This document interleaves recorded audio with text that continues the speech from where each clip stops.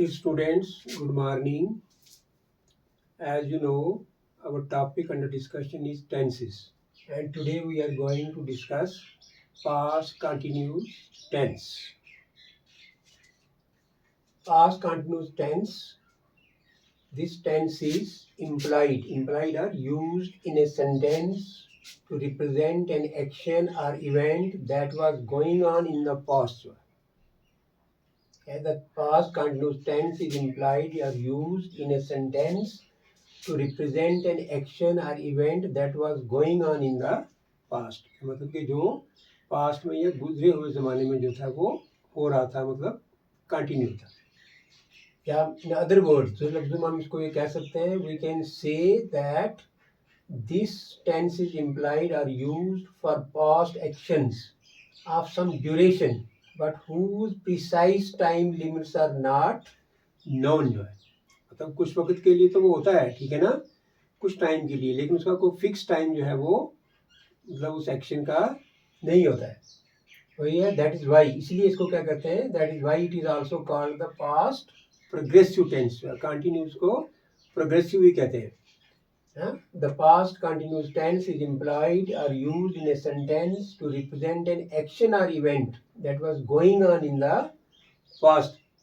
In other words, we can say that this tense is implied or used for past actions of some duration, but whose precise, that means fixed time, precise time limits are not known.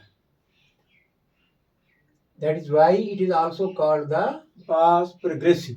मतलब past में काम होता है, मतलब काम शुरू हुआ है, मतलब हो रहा होता है, और मतलब कुछ टाइम पहले शुरू मतलब हुआ था और अभी भी वो मतलब चल रहा होता है. तो for example, it was raining heavily in the village. It was raining heavily in the village, के गाँव में बहुत ज़्यादा बारिश हो रही थी. तो मतलब है कि जब हमने बारिश होते हुए देखी तो मतलब उससे पहले भी वो तैर रही थी, लेकिन अभी कब खत्म होगी ये उसके बारे में हमें कुछ मालूम नहीं. It was raining heavily in the village.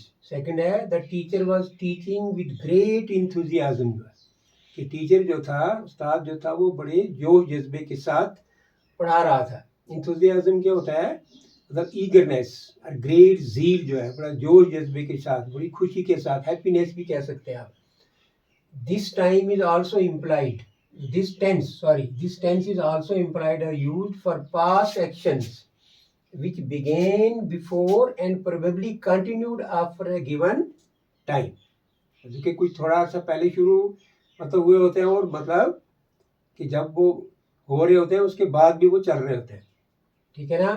जैसे है, दे वर प्लेइंग एट 7 o'clock. जो है फर्ज करें आपने देखा ना किसी को मतलब खेलते हुए, तो इसका मतलब है कि वो पहले से खेल रहा था, ठीक है ना, 7 बजे से पहले, और मतलब उसके बाद भी जो है वो मतलब खेल मतलब चल रहा होता है. कि they were playing at 7 o'clock. इसी तरह he was swimming in the river when I saw him. कि जब मैंने उसको देखा वो दरिया में तैर रहा था. इसका मतलब जब मैंने देखा तो वो पहले ही तैर रहा था. इसका मतलब है कि अगर मैं वहाँ से चला भी जाऊँ तो वो मतलब तैर रहा ही होता है वहाँ.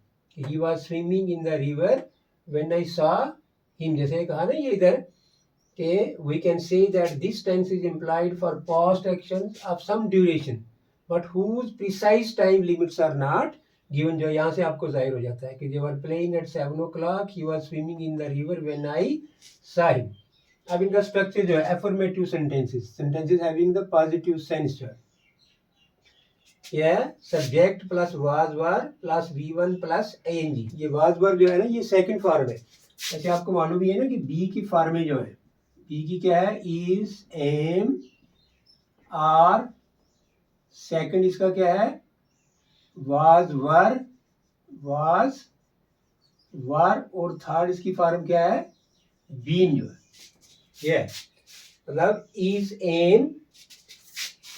एम दोनों की पास्ट क्या है, वाज, और आर की पास्ट क्या है, वर जो है.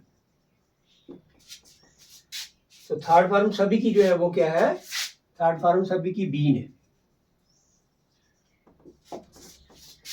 कह रहे हैं affirmative sentences subject plus was were plus V1 ing जो है। इसी तरह negative sentences subject plus wasn't or weren't was not were not plus V1 ing। इसी तरह interrogative sentences was were, in interrogative sentences we write was were in the beginning of the sentence, was were plus subject plus V1 ing plus sign of interrogation। अभी example है, यहाँ से clear हो जाएगा। ये first वाला है affirmative, they were flying kites on the roof, कि वो छत के ऊपर पतंग उड़ा रहे थे। अब इसका नेगेटिव जो है कि they were not flying kites on the roof, कि वो छत पर पतंग नहीं उड़ा रहे थे। अब ये इंटरोगेटिव है कि were they flying kites on the roof, कि क्या वो छत पर पतंगे जो है वो उड़ा रहे थे। अब कुछ एक्स्ट्रा सेंटेंसेस है। कभी कभी क्या होता है ना कि देखो ये है कि what were you doing at 10 o'clock last night, कि पिछली रात आप 10 बजे क्या कर रहे थे, अगर आपने किसी को क्वेश्चन पूछना हो तो। या कभी कभी देखा होगा आपने कि इसमें डबल एक्शन होता है।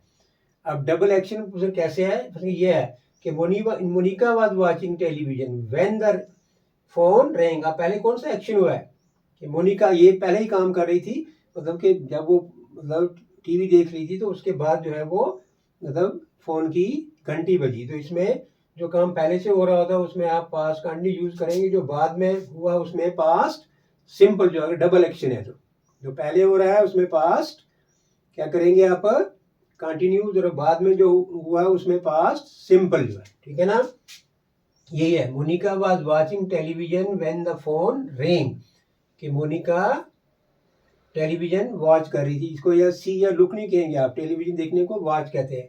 Monica was watching television when the phone ring, कि जब फोन की घंटी बजी मोनिका टीवी देख रही थी। अब इस तरह सेकंड वाला है व्हेन करण अराइव्ड, कि जब करण पहुंचा वी वर हैविंग डिनर, जो है वी वर हैविंग डिनर, कि जब करण पहुंचा हम उस वक्त डिनर मतलब रात का खाना, जैसे सुबह के खाने को कहते हैं ना ब्रेकफास्ट।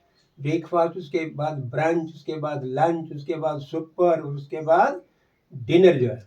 ये मेन मील जो हमारे होते हैं ना, मॉर्निंग में ब्रेकफास्ट, उसके बाद कोई बस 11 बजे क्या है ब्रंच, फिर लंच हो गया 2-3 बजे, फिर उसके बाद सुपर हो गया इवनिंग मील, और डिनर हो गया नाइट मील जो है। इसलिए कहते हैं ना कि if you maintain your good health जो है you must take 5 meals a day, because a sound mind only exists in a sound body जो है, कि अगर आपकी बॉडी साउंड है तो ऑटोमेटिकली आपका माइंड भी साउंड होगा। इसलिए मतलब 5 meals लेने चाहिए। ठीक है ना, कुछ तो हैवी मील्स होते हैं ना, तो कुछ लाइट मतलब मील्स आप अपने हिसाब से डिसाइड कर सकते हैं। अभी आगे देखो आप, आई was walking along the road, कि मैं रोड की साइड जो है वो चल रहा था या सैर कर रहा था। व्हेन आई मेट राकेश, जब मैं राकेश से मिला, है ना, I was walking along the road when I met Rakesh, यहाँ भी जो है वो डबल एक्शन है। अब लास्ट वाला है John was waiting for me when I arrived, कि जब मैं पहुंचा जॉन मतलब मेरा इंतजार कर रहा था।